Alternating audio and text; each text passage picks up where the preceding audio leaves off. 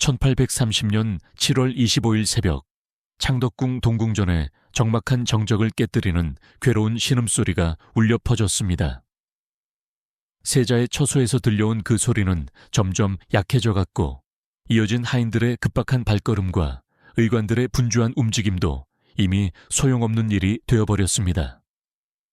조선의 미래를 짊어져야 할 효명세자가 겨우 22살의 나이로 싸늘한 죽음이 되어 누워 있었으니까요. 공식 기록에는 오랫동안 앓던 지병의 악화로 인한 급병사라고 기록되었지만, 그날 밤 창덕궁에서 벌어진 일은 결코 단순한 병사가 아니었습니다. 그것은 치밀하게 계획되고 은밀하게 실행된 완전 범죄였으며, 그 무서운 배후에는 조선 최고 권력자인 대비 순원왕후 김씨의 냉혹한 계략이 숨어 있었습니다.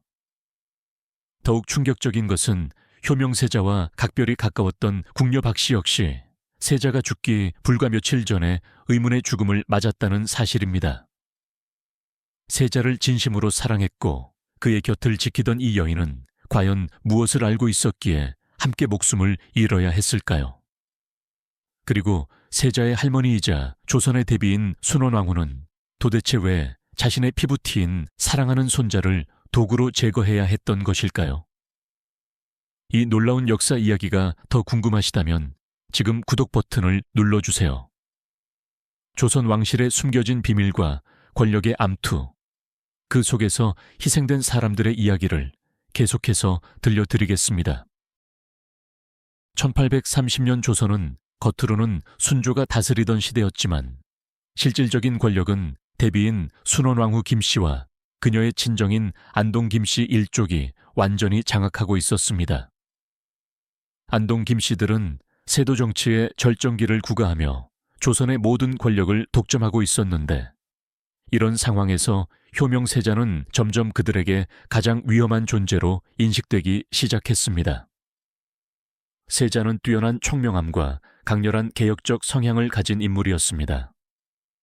특히 그는 안동 김씨들의 극심한 부패와 백성들을 수탈하는 전횡에 대해 강한 분노와 불만을 품고 있었고, 훗날 자신이 왕위에 오르면 반드시 이런 세도 정치를 완전히 청산하겠다는 강력한 의지를 전혀 숨기지 않았습니다.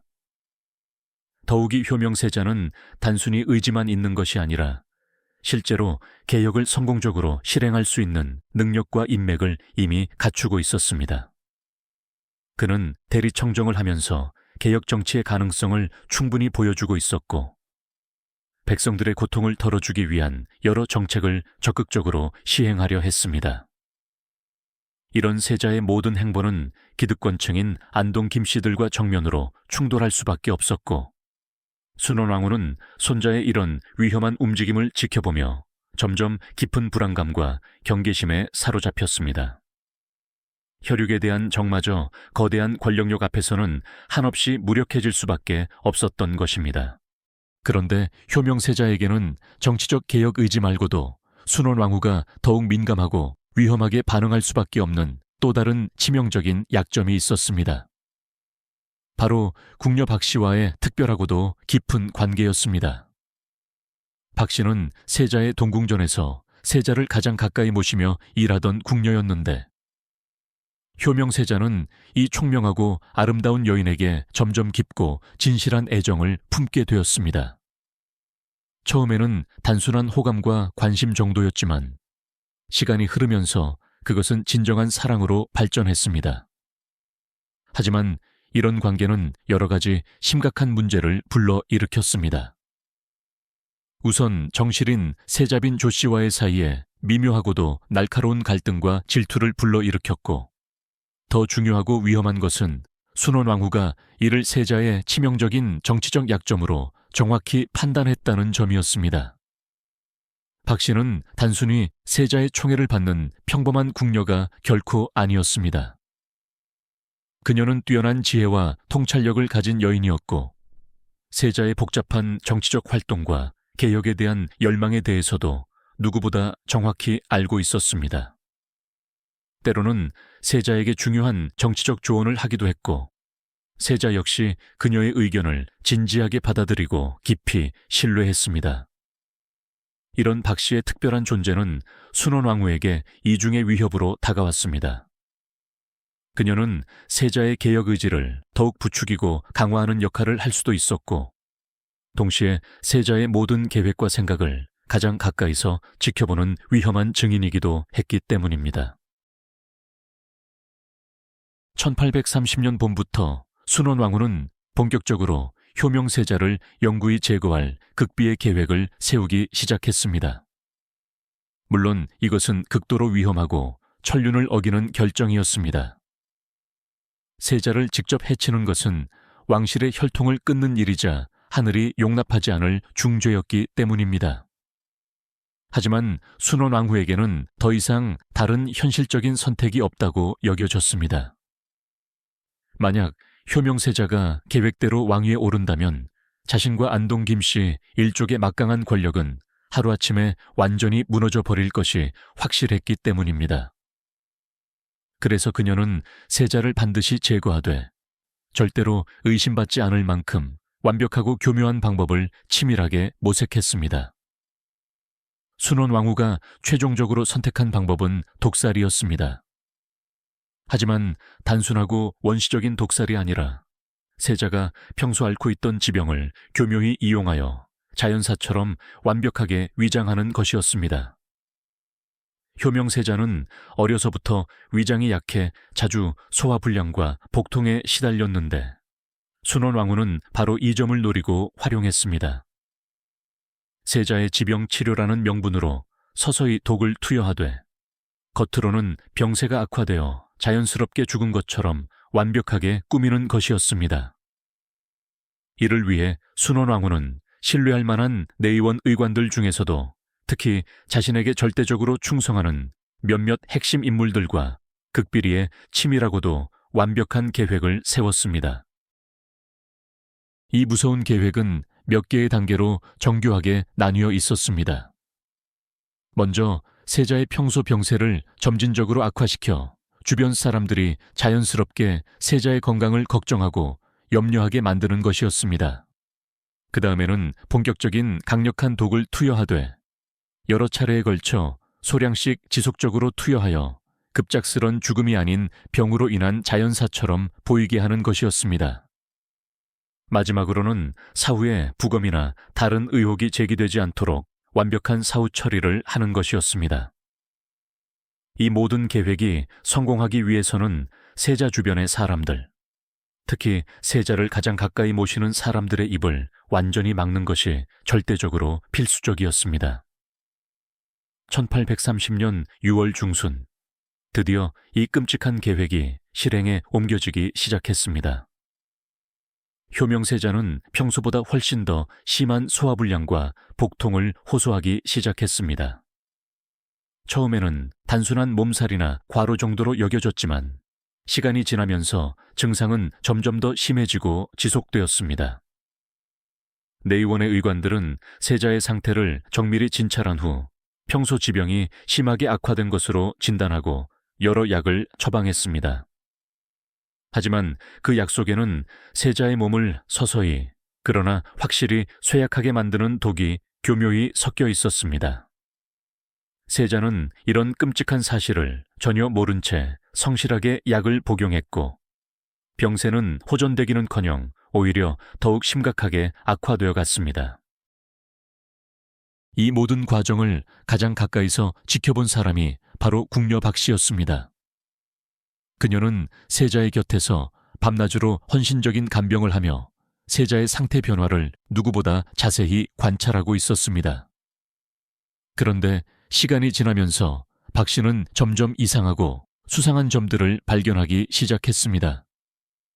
내의원 의관들이 가져오는 약을 복용한 후에 세자의 상태가 더욱 나빠지는 것 같았고, 특히 어떤 특정한 약을 먹은 후에는 세자가 극심한 고통을 호소하는 일이 반복되었습니다.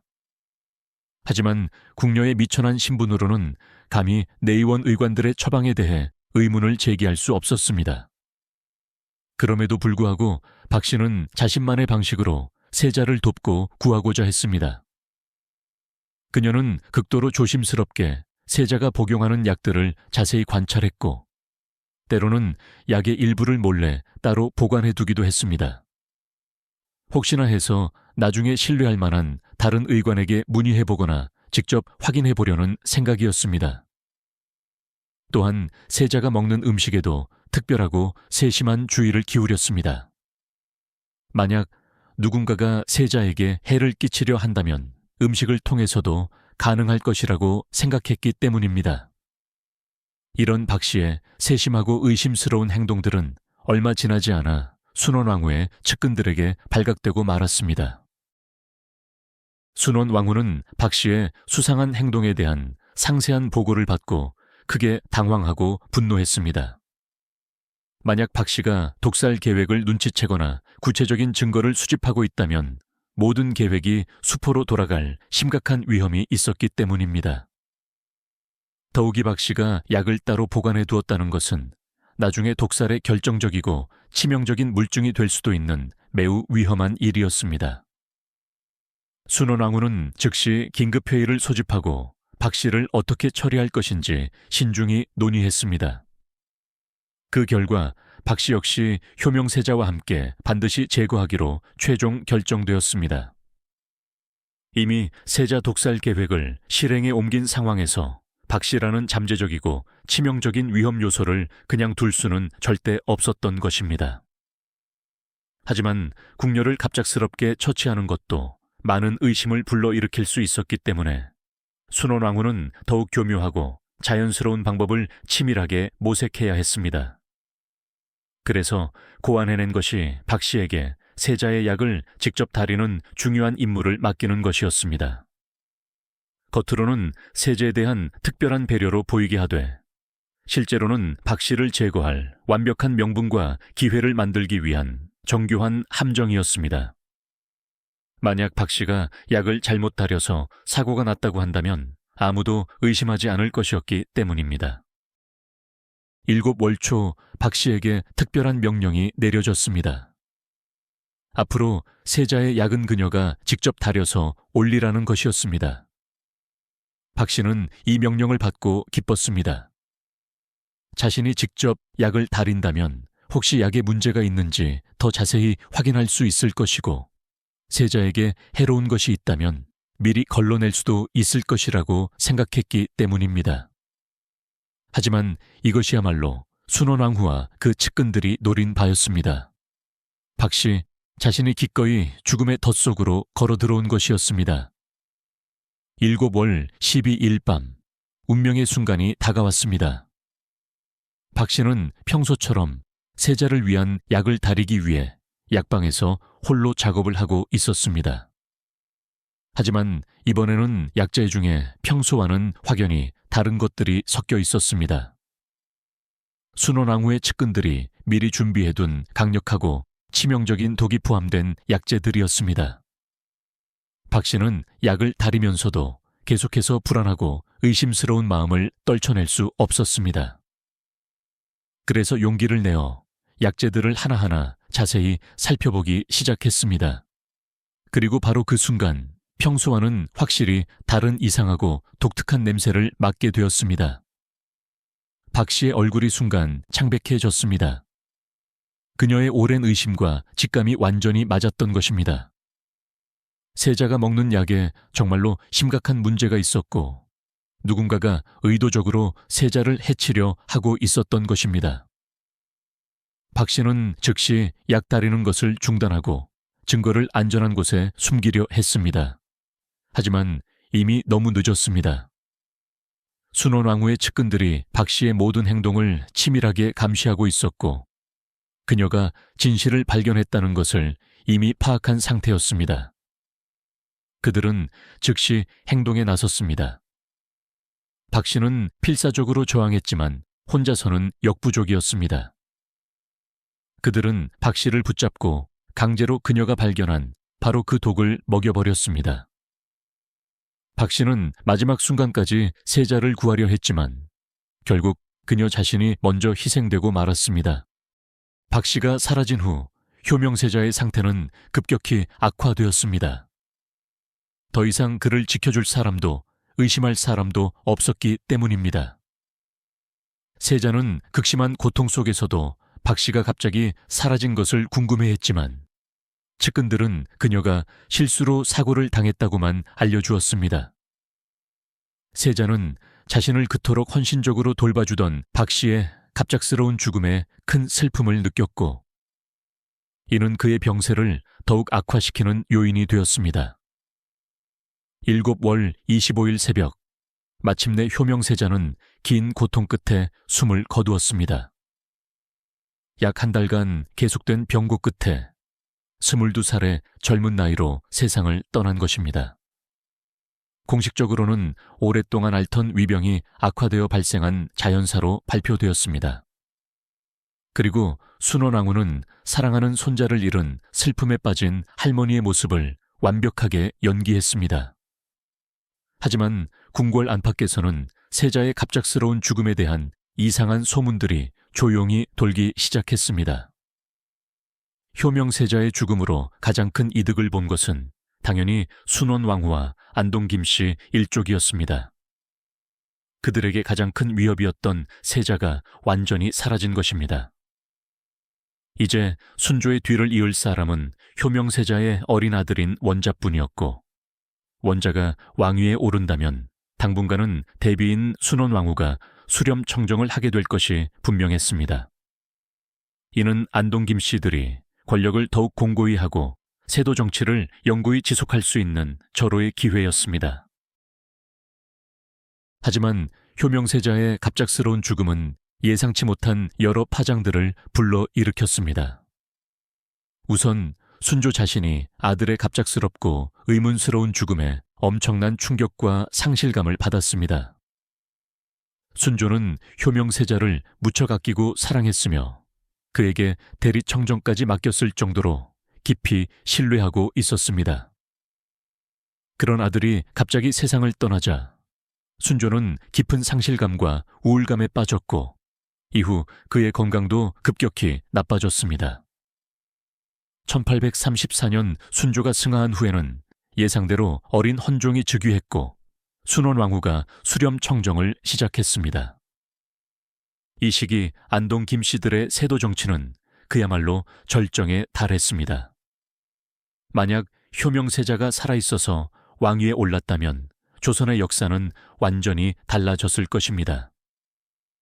그는 분명히 세도 정치를 청산하고 적극적인 개혁 정치를 펼쳤을 것이며 이는 조선 말기에 급격한 쇠퇴를 막고 근대화로 나아갈 수 있는 중요한 전환점이 되었을 수도 있습니다. 그렇다면 과연 효명세자 독살설은 얼마나 신빙성이 있을까요? 물론 이것은 정식 역사서에 명확하게 기록된 내용은 아닙니다. 하지만 당시의 복잡한 정치적 상황과 여러 정황들을 종합적으로 분석해보면 충분히 가능성 있고 설득력 있는 시나리오라고 할 수 있습니다. 무엇보다 효명세자의 죽음으로 인한 최대 수혜자가 누구인지를 보면 명확한 답이 나옵니다. 궁녀 박 씨의 죽음 역시 매우 의심스럽고 중요한 부분입니다.